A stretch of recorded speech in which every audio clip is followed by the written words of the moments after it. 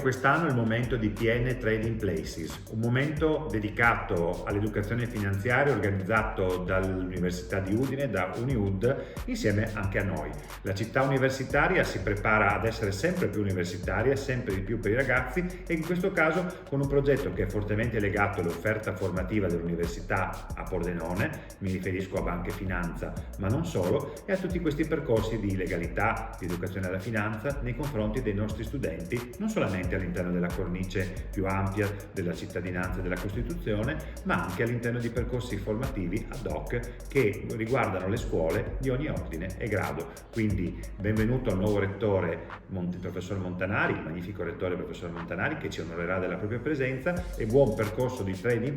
Places a tutti.